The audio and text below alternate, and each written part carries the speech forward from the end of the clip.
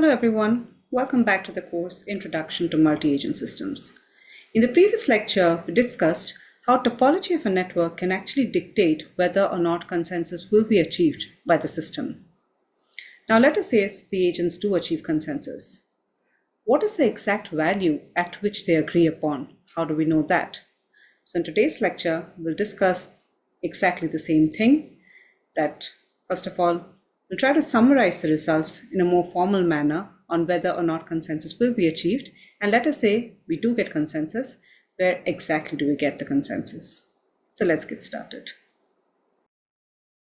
Let's quickly remind ourselves of what was the distributed averaging model. It takes this form where X is nothing but the state vector. Note that it is an n cross 1 vector, where n is the number of agents in the system. And the matrix A that we have here is an n cross n matrix, which is always row stochastic for the distributed averaging system. So in the previous lecture, we talked about how topology can play a key role in determining the emergent behaviors when a set of n agents follow the averaging model. So let us now try to formally state the result in the form of a theorem. So this is how the theorem goes.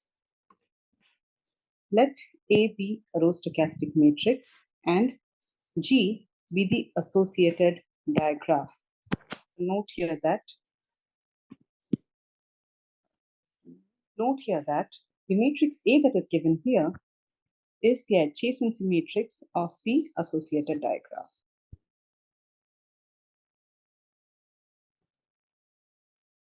It is the adjacency matrix of the digraph G.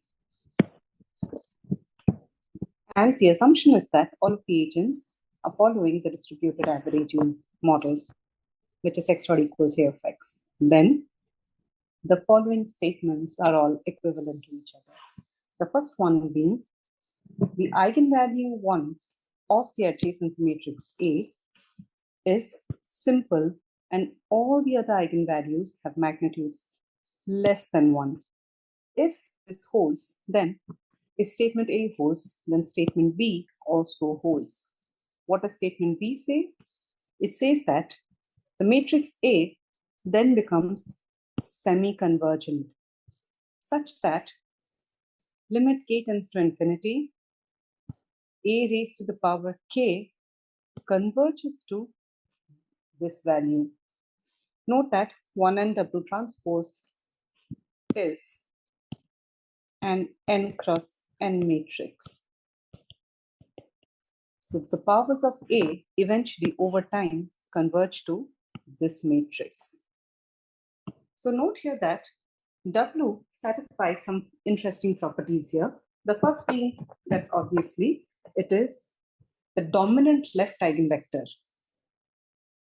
It is non-negative, and it further satisfies the normalization rule, which is 1n transpose W is equal to 1. Please note the difference between 1n double transpose and 1n transpose W. This here becomes a scalar, while this one is an n cross n vector. If condition A holds, then condition B also holds, and then condition C also holds. What does condition C say is, the digraph G contains a set of globally reachable nodes which form an aperiodic subgraph of G. Okay, so there are three conditions here, and what the theorem says is that if any one of these holds, then the other two also hold. So the first condition pertains to the spectral properties. The second pertains to the powers of the matrix A and its properties related to convergence or semi-convergence. The third condition C here is an interesting property, which now talks about the topology of the underlying digraph. It says that we get A as a semi-convergent matrix only when there exists or G contains a set of globally reachable nodes. Just to quickly remind you, a set of globally reachable nodes will take this form.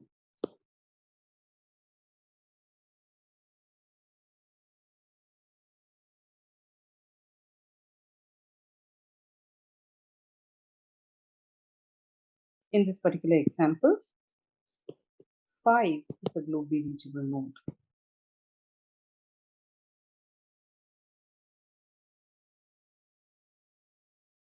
Obviously, it's possible that the digraph has multiple globally reachable nodes. In such a case, those globally reachable nodes form a subgraph, which then becomes an aperiodic subgraph whenever the matrix A is semi-convergent. So these are some interesting rules, but using these conditions, we can further comment on a few more things.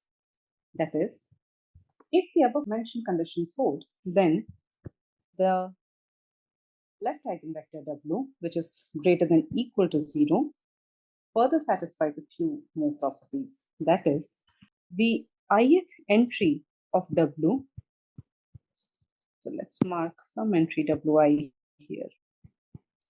This entry Wi is greater than 0 if and only if the ith node of the digraph is a globally reachable node, and if not, then Wi becomes 0. Meaning, for the network that we drew here, a W should take the following form.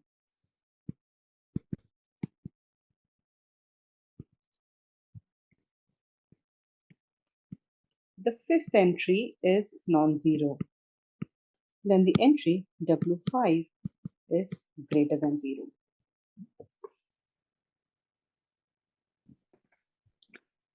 This is the first condition that holds. The second is, finally, the states of the system under the distributed averaging model, which takes this form, all of the states converge to the vector that is shown here. So what does this vector imply? Let's understand this a bit more. This is obviously the steady state value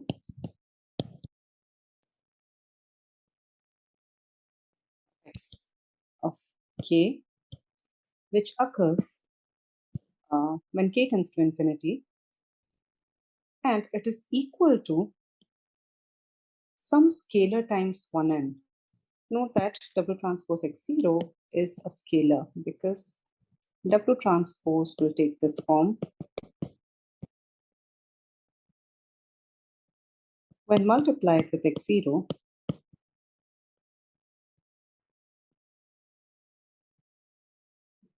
we get a scalar which takes this form.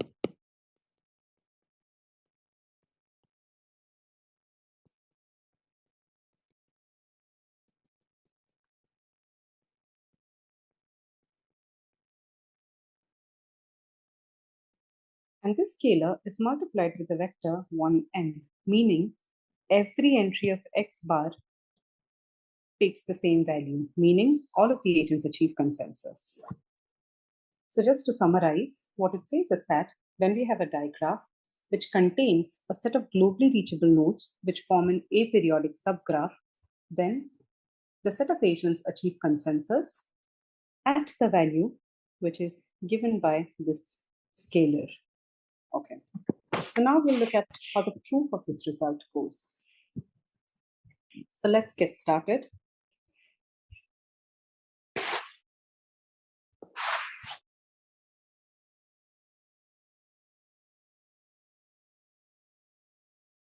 So the proof from A to B .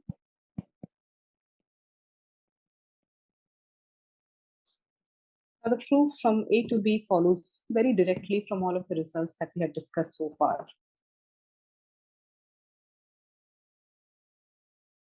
I will not go over this. The students are encouraged to refer to the previous lectures and try to do this proof by themselves.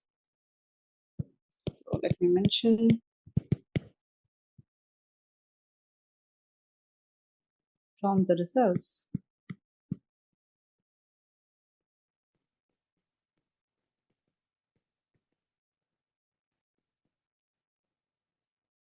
pertaining to the powers of non-negative matrices.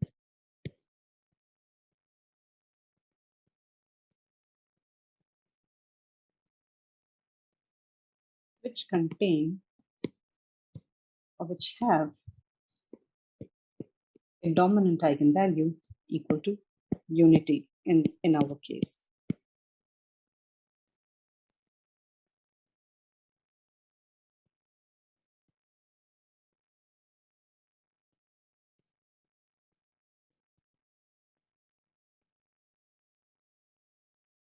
What is more interesting or non-trivial is the proof from B to C. Just to quickly remind you, so condition B says that it talks about semi-convergence of A.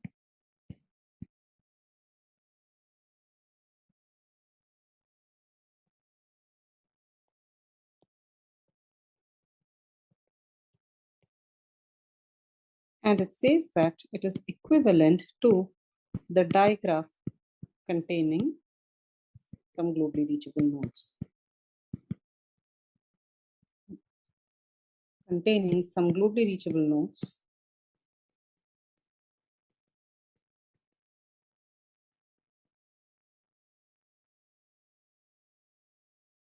which form an aperiodic subgraph.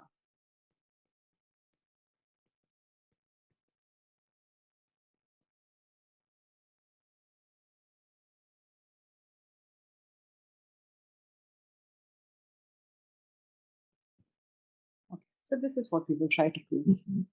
So let's start. Note that something such which is given to us is, we already know that the left eigenvector W satisfies this property pertaining to the normalization.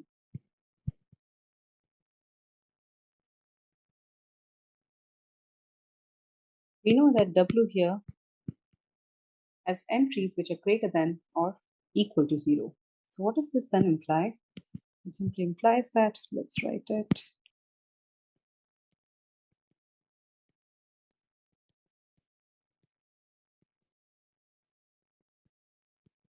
Meaning the summation of all of the Wi's I going from 1 to n is equal to 1. Further, every Wi is greater than equal to 0. This naturally implies that there exists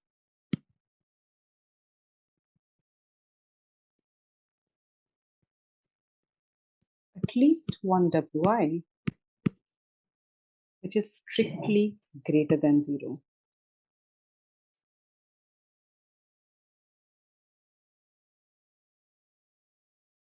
Strictly greater than 0. Because obviously, if all of the entries are equal to 0, then the summation can never be equal to 1. Okay. Furthermore, what is also given to us is limit k tends to infinity, a raised to the power k is equal to 1n times W transpose. If we open up the left-hand side of this, what we get is an expression like this. W1 appears in the first column, W2 in the second, similarly Wi in some ith column, and then Wn finally in the last column. What do we know? We know here that Wi is greater than 0. This property has very interesting outcomes. It says that for some k bar greater than equal to 0, we know that the ith column of a raised to the power k bar is strictly greater than 0.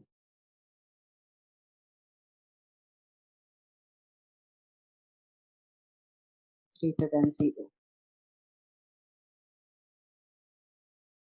It also follows directly that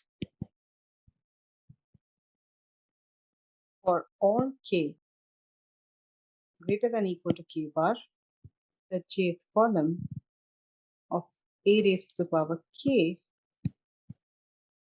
let's write it here,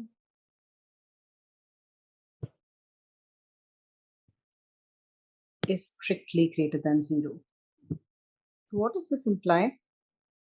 It means that let's write it here. What does this entry signify? This entry is equal to, okay, let's copy this here.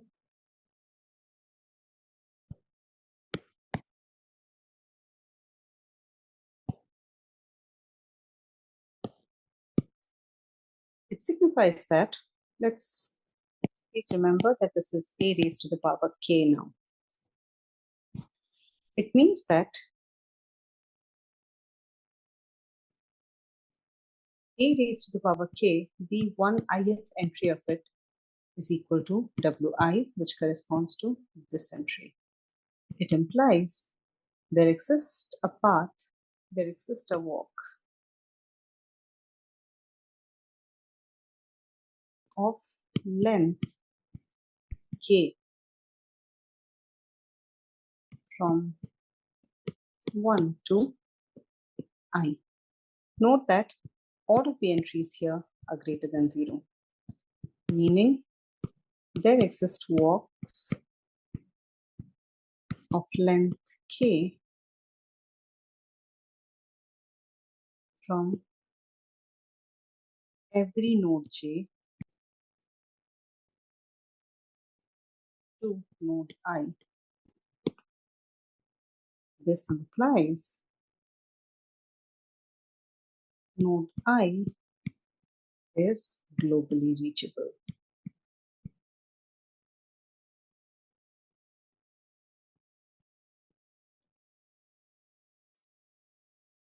Further, not only that, we know that the ith entry is also strictly greater than 0 for every k greater than or equal to k bar. Let's write it here as a separate property.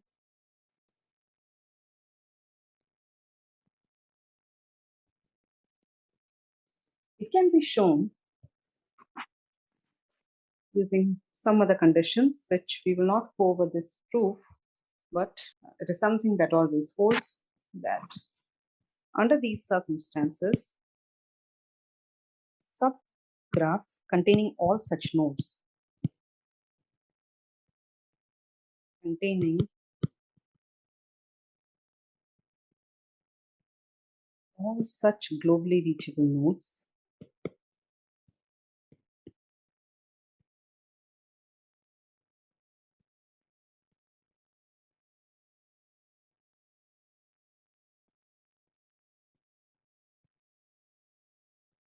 is aperiodic.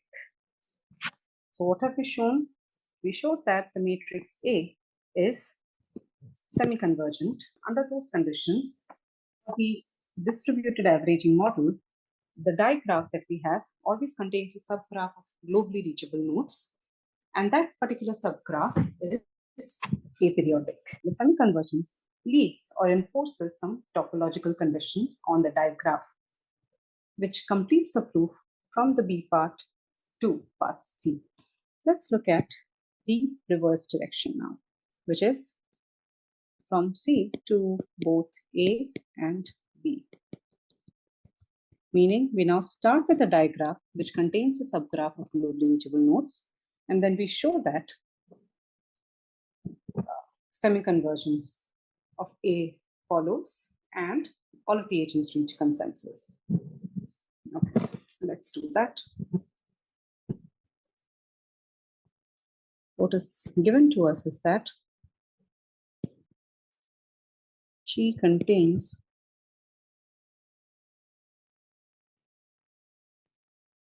a subgraph of globally reachable nodes.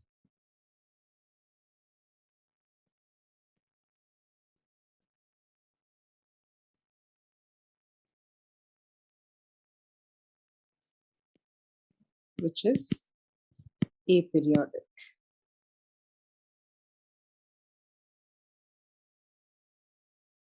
Note that whenever we have a subgraph of globally reachable nodes, that subgraph is always strongly connected. This is also something that can be proven very easily. So I'll write it without a proof as of now. And obviously strongly connected.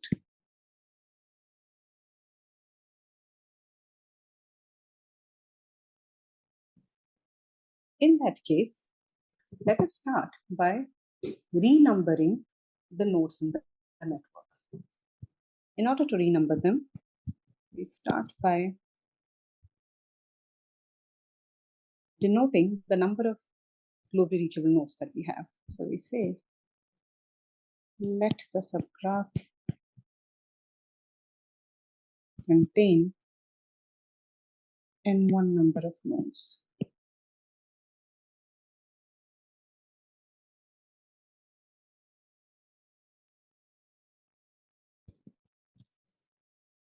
And what we do now is we renumber the nodes in the following manner. Nodes can be renumbered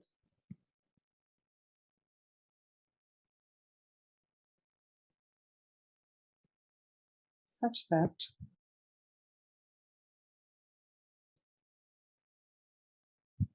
the corresponding adjacency matrix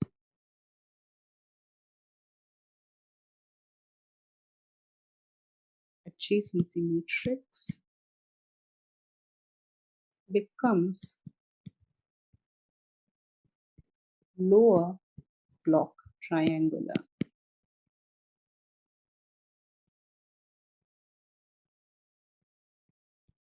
Meaning a new adjacency that we have of the same digraph, just the nodes have been renumbered, should take this form.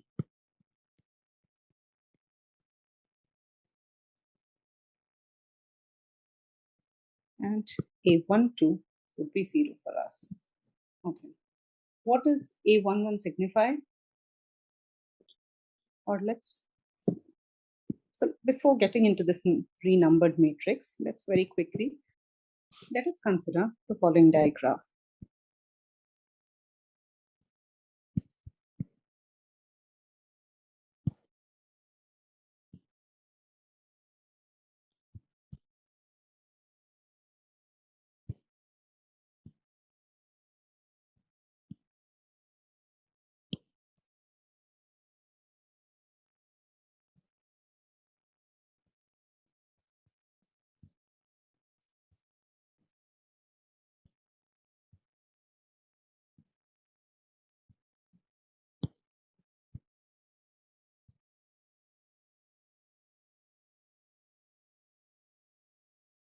This is just a sample example to explain the renumbering.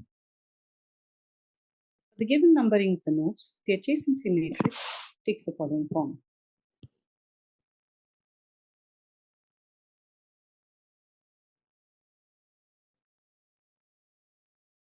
Suppose, let us say 3 here has a self loop as well. Then 2 has a node 2, 3, 0, 3 has a self loop and a node here. And 4 has a connection only to 3.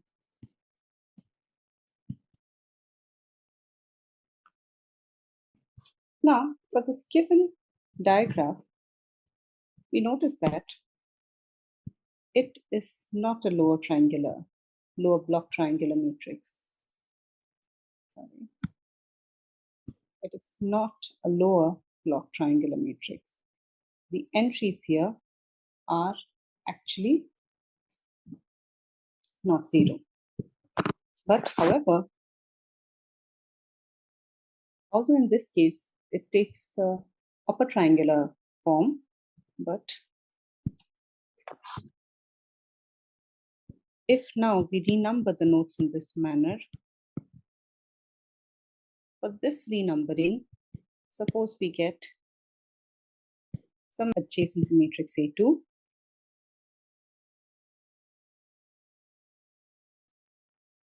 Now the first node continues to be the first node,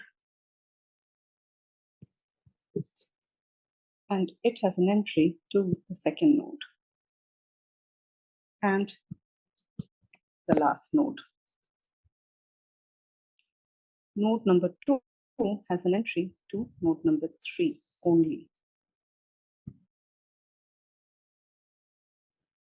Node number 3 has a self loop and has a node 2 and has a path to node number 2. And finally, the fourth node is connected to the first node and the third node. So notice here, this particular diagram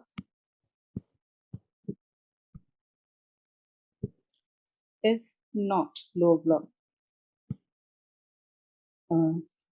is neither upper block triangular nor lower block triangular, neither upper nor lower block triangular. However, if I further change the numbering such that I make this node number 1, this node number 2, this node number 3, and this becomes node number 4. The adjacency matrix in this case becomes format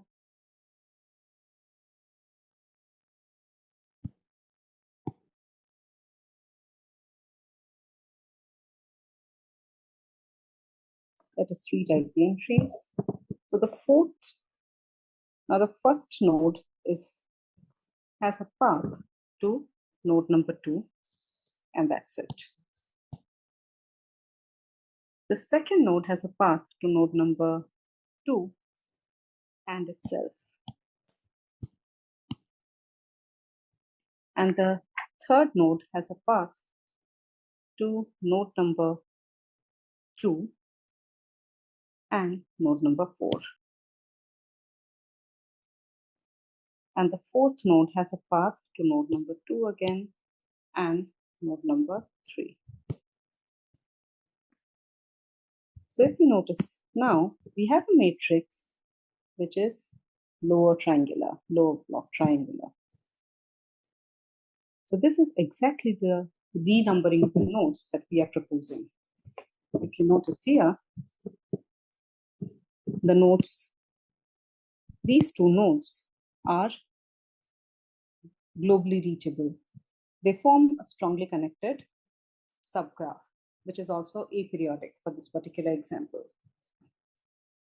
Okay. We propose to renumber the nodes of any given digraph in the same manner. So A11 here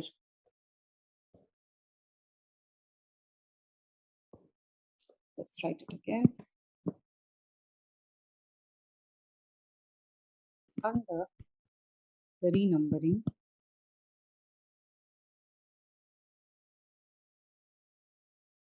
given by,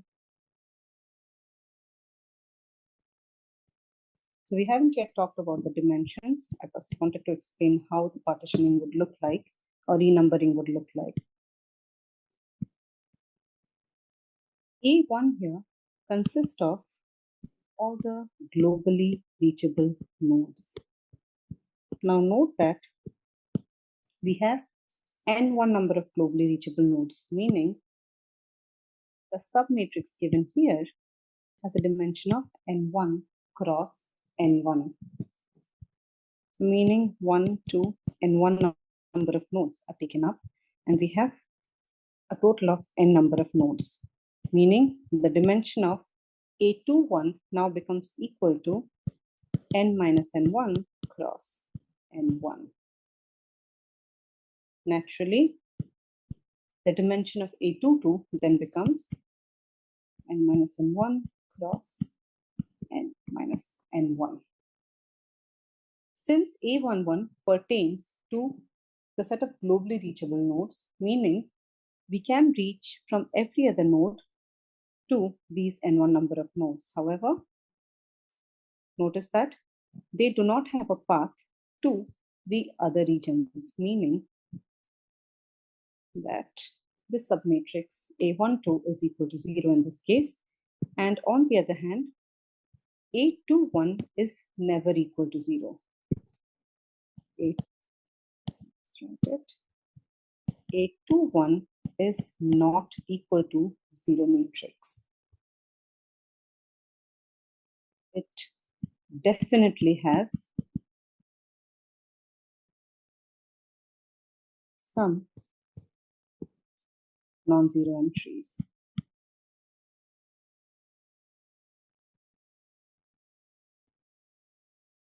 Now we have a partitioning of the nodes, which takes the form of a neat matrix, which is a lower block triangular matrix. So let us now study the dynamics of the overall system under the distributed averaging model.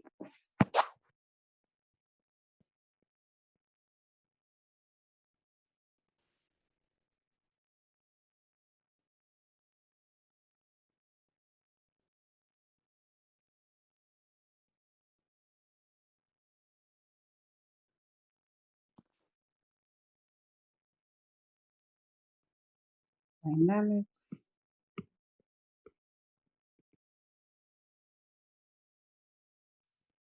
system is given by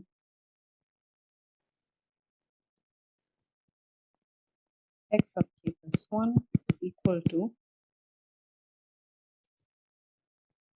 x1 of k plus 1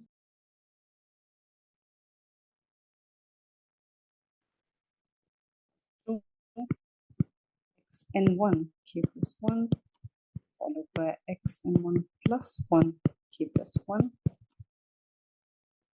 xn k plus 1.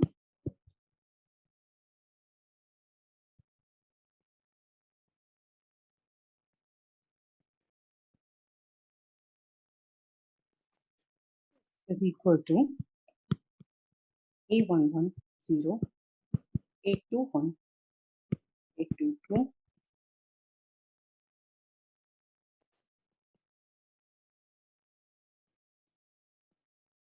x1 of k up to x1 n1 of k, xn1 plus 1 of k up to xn k. Please notice that the partitioning that has been done here means that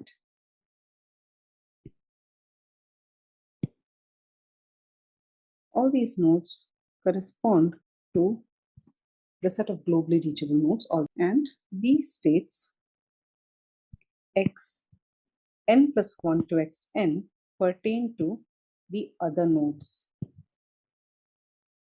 which are not globally reachable. In order to write it neatly, let's introduce one more variable which will just help us write it in a neat way. Let y1 of k be equal to x1 of k up to xn1 of k, and y2 of k is equal to xn1 plus 1 of k to xn of k. Okay. In this So now if we substitute, the overall equations condense and the dynamics can be expressed as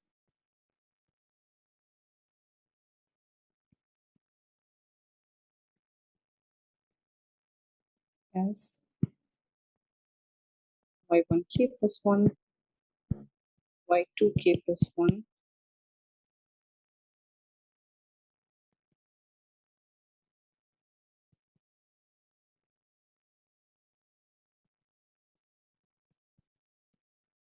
zero, a2, 1, a2,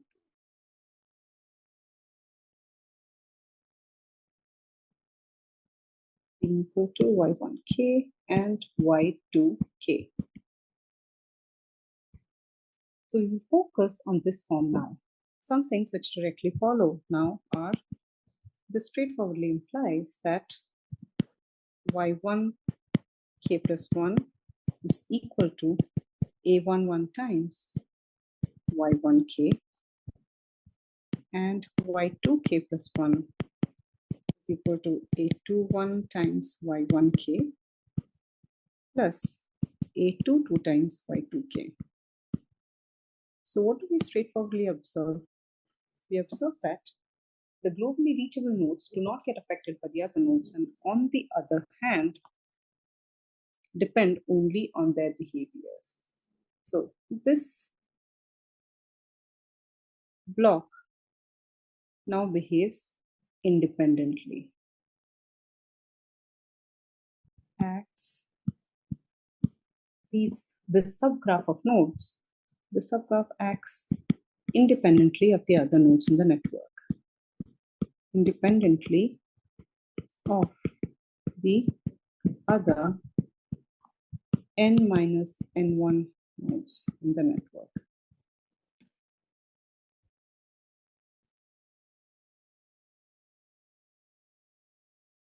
Now directly write the result.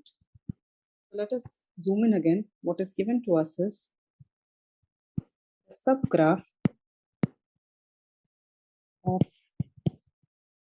n1 globally reachable nodes. Reachable nodes is, first of all, it has to be strongly connected.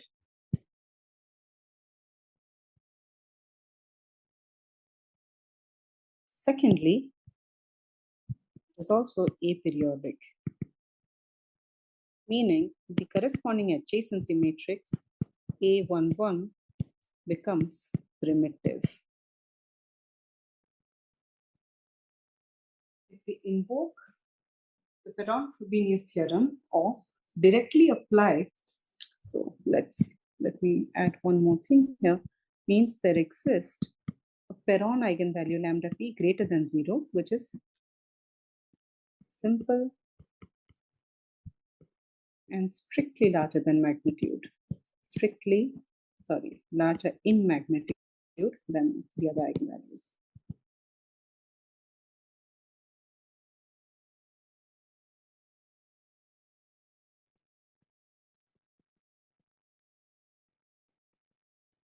Other eigenvalues. Now we can directly apply the result that we already know about the powers of non-negative matrices containing a simple dominant eigenvalue, which is strictly larger than others. And the result goes in this manner. Because of primitivity, this implies that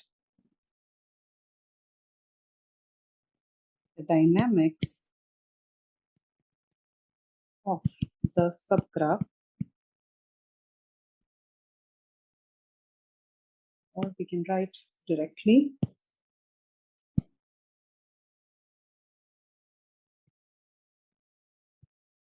the states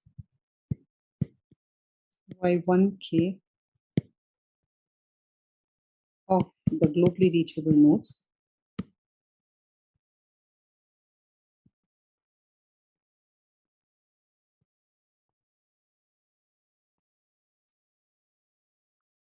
converge to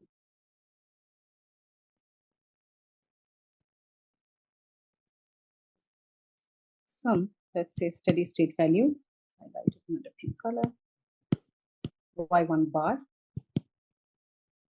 which is simply the steady state value given by a11 raised to the power k y10, and it converges to 1n1 w1 transpose times y10, where w1 is the left eigenvector pertaining to a11. Since a11 is primitive, what we know here is that w1 is strictly greater than 0. So let's, in order to distinguish it from the entries w1, let's write it as w1 bar, meaning it's a vector. So this is w11, which has a dimension of n1 cross 1 vector. Okay. Now we have yet another subsystem pertaining to the rest of the nodes. So let us study how the dynamics for that subsystem evolves with time. We further have y2k plus 1 is equal to a21 y1k plus a22 y2k. At steady state, of course, all of the values of y2 become equal, meaning we can directly write some y2 bar, which is the steady state value, is equal to a21 times y1 bar, which is the steady state value of y1, plus again a22 times y2 bar. This is equal to I minus a22 times y2 bar is equal to a21 times y1 bar. The question is, we can directly calculate the value of y2 bar by simply inverting the matrix I minus a22. But the question is, the important question that arises here, is the matrix I minus a22 invertible? Is it invertible? In order for it to be invertible, none of the eigenvalues here should be equal to 0, meaning it should not be a singular matrix. It should not have any 0 eigenvalues. Let us analyze that. The question at hand is I minus a22 invertible? In order to answer that, let's quickly go back to the facts that we already know. We know that A is Rho stochastic, the first point, and A21 that we have is the submatrix A21 is definitely not equal to 0. So just to remind you, we have the matrix A in this manner, A11, A21, A22. We know that there are always paths to the globally reachable nodes from the rest of the nodes, because of which A21 is not equal to 0. Right? And we know that A itself is Rho stochastic, and some entries here are greater than 0, meaning the matrix A22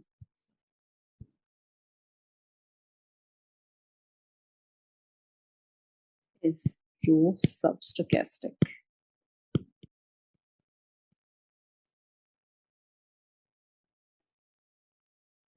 So what is a Rho substochastic matrix? It simply means that the entries of the rows are less than or equal to 1. So let us understand this a bit better. Why is A22 Rho stochastic is? Let's look at a small example. Now here is the matrix A. Let's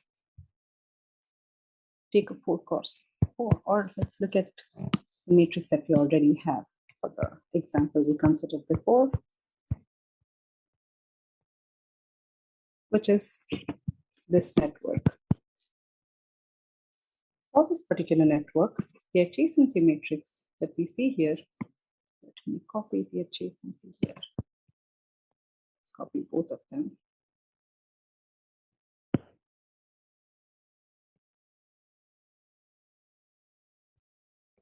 and we write them here.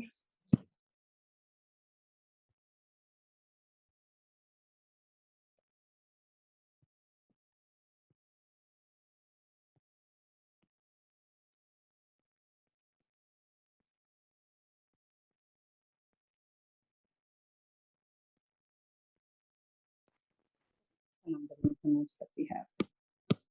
What we see here is, let us make this matrix row stochastic first. For that, we simply need to replace only a few entries. We make them having weights 0.5.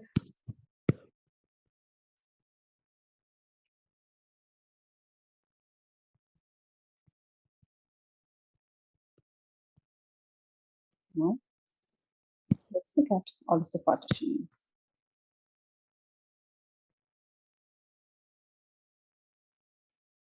So we know that this matrix here is A11, this is the 0 matrix. As expected, this is A21, A22. Since A21 is not equal to 0, what happens is naturally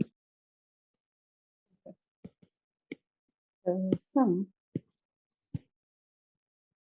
of some of the rows of A22 becomes less than 1.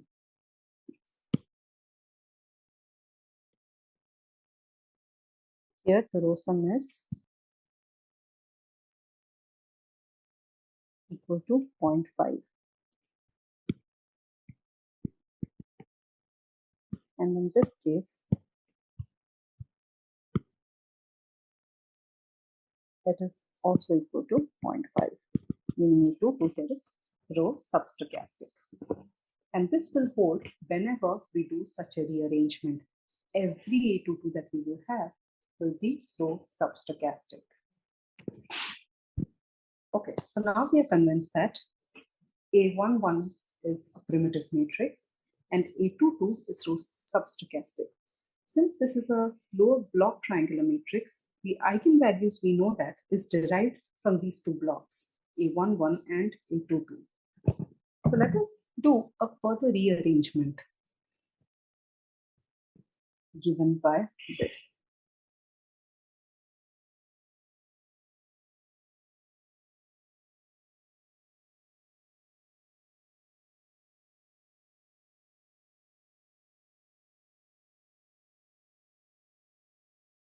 So we continue from here. So we further rearrange A22 based on the connectivity property of the condensation graph of the overall diagram, the condensation graph CG of G. So how do we do it? Let's see. Now A22 under this rearrangement will take the following form. So A11 we know that is a primitive matrix and all of the entries here will be strictly equal to 0. Then the matrix here, because of the condensation graph, what we do is whichever nodes are strongly connected, they appear together as a sink in the condensation graph. So let us say all those nodes which form a sink in the condensation graph, we put them together here in each blocks. Each one of these forms, not the last one, each one of these forms a sink in the condensation graph. So here we know that by definition they are strongly connected. So what we know here is every node here, all of the nodes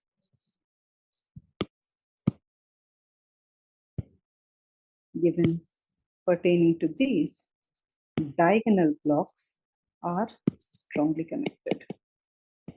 Strongly connected, meaning they appear as one node in CG. And every submatrix in in these columns that we have here, by definition, they are non-zero, so that there is a path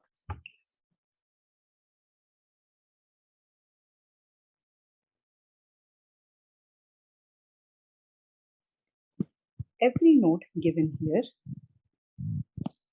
in this submatrix A21, we already know that it is the matrix A21 is non-zero, so that there's a path to the globally reachable nodes appearing in the submatrix A11, meaning the overall submatrix here, which forms A22, now is strongly connected, is rho substochastic. Let's write up what we can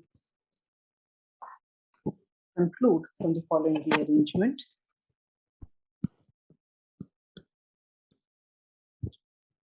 Every diagonal block of A22 corresponds to a node in the condensation graph CG. Implies it is associated with a strongly connected graph.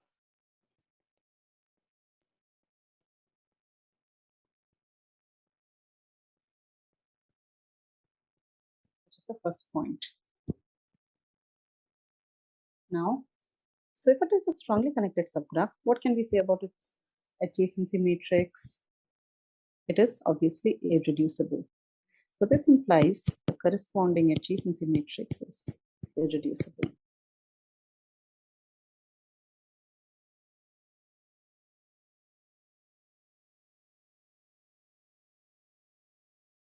Is irreducible.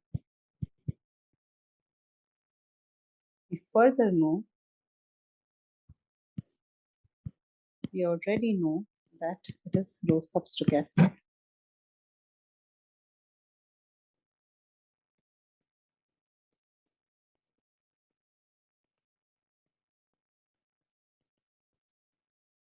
Together, based on the results that we discussed for the previous topic, we have a graph which is strongly connected and is rho substochastic. Then it directly follows that this is a very important property. The spectral radius of each block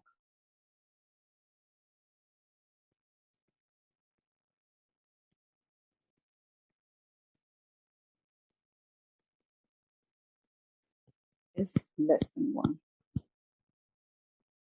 meaning the spectral radius of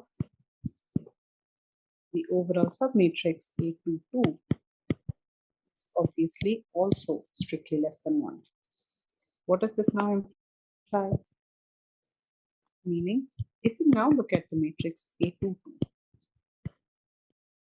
A22 does not have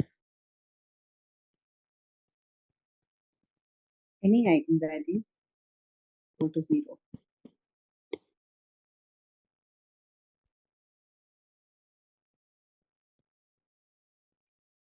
Implies I minus A22 is invertible. Okay, so now we go back to the equation that we had before pertaining to the dynamics of the other nodes, which is given by, right again, at steady state,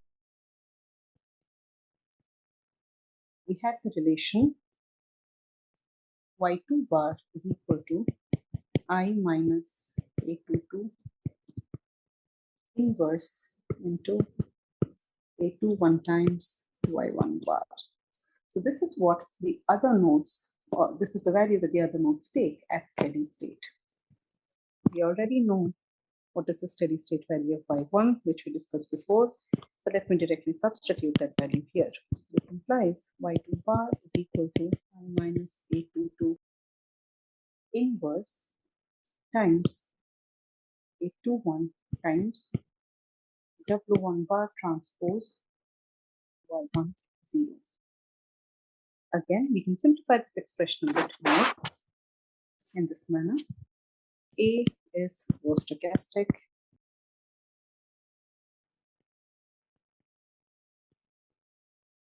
which implies A2 1 times 1 and 1 plus A2 2 times 1 and 2 is equal to 1 and 2, meaning A2 1 1 and 1 is equal to In2 minus A2 2 times 1 and 2.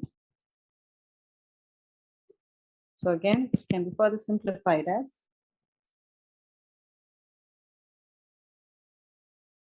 In2 minus A22 inverse, we know that it's invertible, times A2 1 1 and 1 is equal to 1 and 2.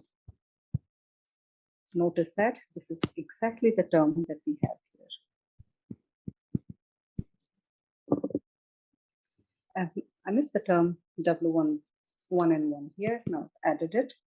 So if you observe, this entire term here is exactly equal to the RHS given here.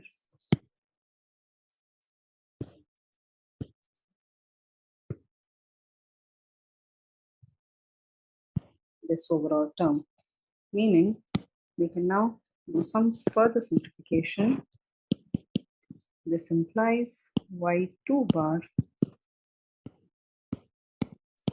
is simply equal to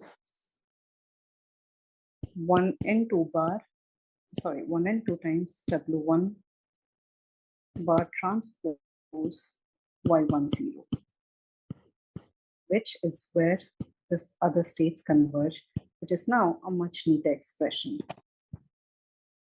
So have the agents achieved consensus? The answer to that is yes, because the same scalar is getting multiplied to both of the states.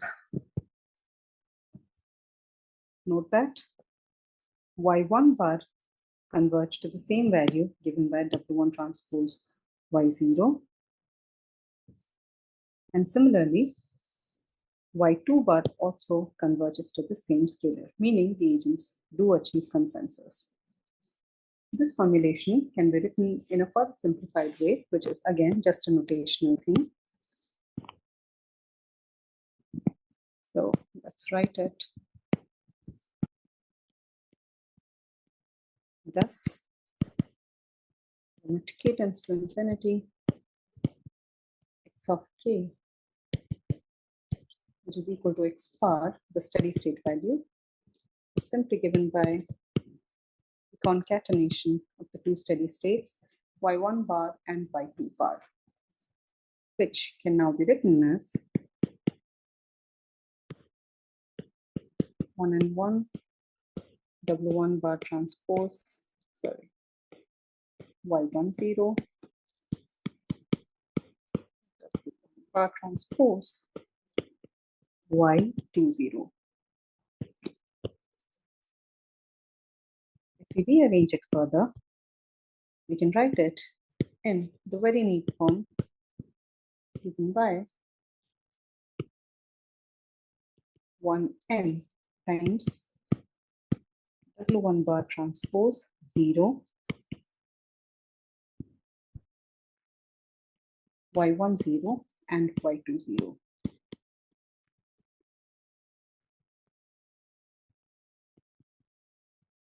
Note that this entire term is nothing but the vector x0. Hence, in the most simplified form, this simply becomes 1n times W transpose x0, where W is given by W1 times the 0 vector, where W1 bar has a dimension of n1 cross 0, and 0 has a dimension of n minus n1. This is cross 1. This is n minus n1 cross 1.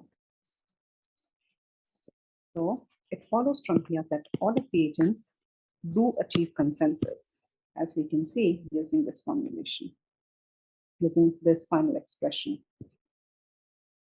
So this brings us to the end of the proof.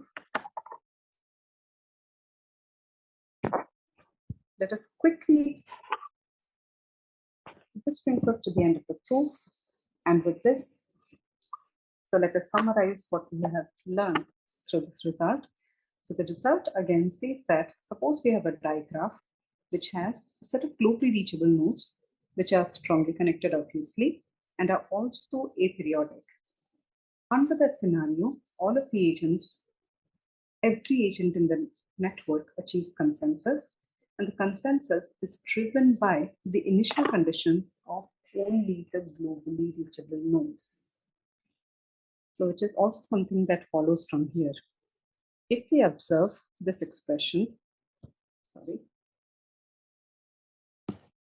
let us zoom into this expression.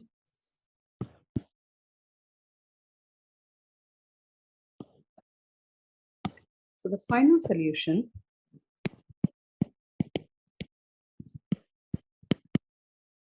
x bar is driven by the initial conditions of, so 0 gets multiplied to y2 bar and w1 bar gets multiplied to y10.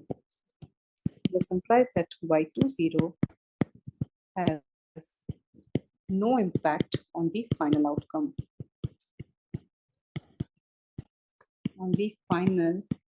outcome. So in some ways, we can say that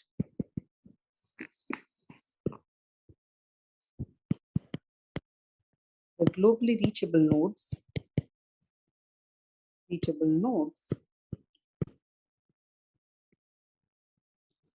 drive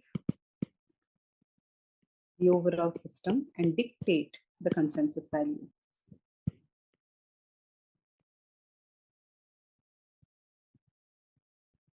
Dictate the consensus value.